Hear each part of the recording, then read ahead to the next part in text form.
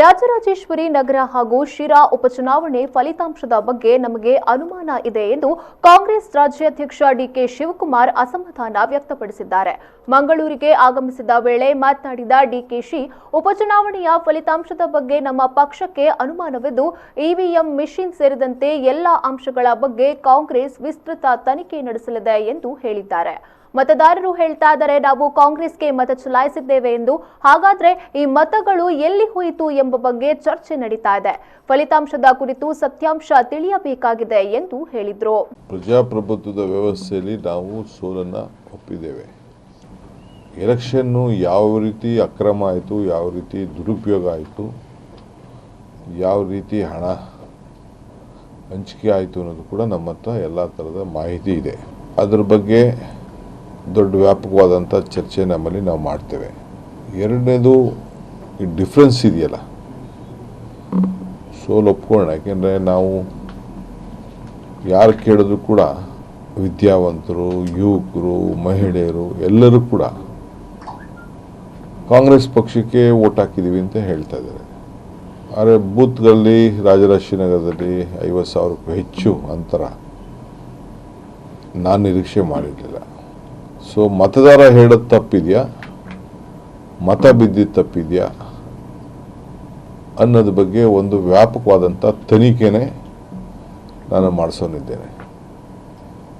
ತನಿಖೆ ಅಂತಂದರೆ ಎಲ್ಲ ಥರದ ತನಿಖೆನೂ ನಮ್ಮಲ್ಲಿ ಇಷ್ಟೆಲ್ಲ ಆಪ್ಷನ್ಸ್ ಇದೆ, ಮಾಡ್ಬೋದು. ಭಾಳ ಜನ ವೋಟಿಂಗ್ ಮಿಷಿನ್ ಬಗ್ಗೆ ಮಾತಾಡ್ತಾ ಇದ್ದಾರೆ.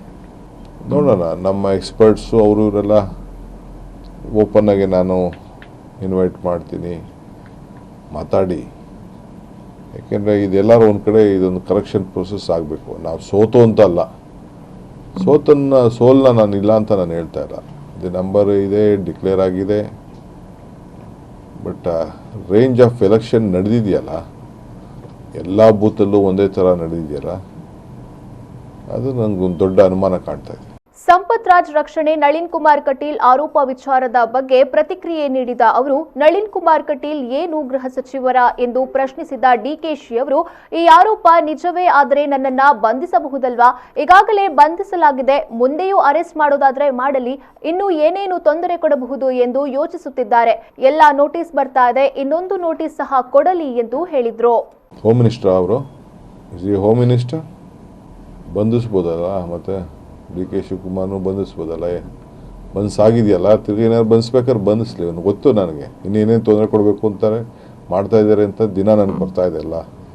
ಎಲ್ಲ ನೋಟಿಸ್ಗಳು ಬರ್ತಾ ಇದೆ ನನಗೆ. ಕೊಡಲಿ ಅವರು, ಇದು ಒಂದು ಕೊಡಲಿ. ನಳಿನ್ ಕುಮಾರ್ ಹೇಳೋದ್ರಲ್ಲೆಲ್ಲ ಬರೀ ಸುಳ್ಳಿನ ಕಂತೆ. ಅವರು ಬದುಕಿರೋವರೆಗೂ ಅವ್ರದ್ದೇ, ಎಲ್ಲಿವರೆಗೂ ಮಾನವ ಜೀವನ ಇರ್ತದೆ ಅಲ್ಲಿವರೆಗೂ ನಳಿನ್ ಕುಮಾರ್ ಪಾರ್ಟಿನೇ ಇರ್ತದೆ.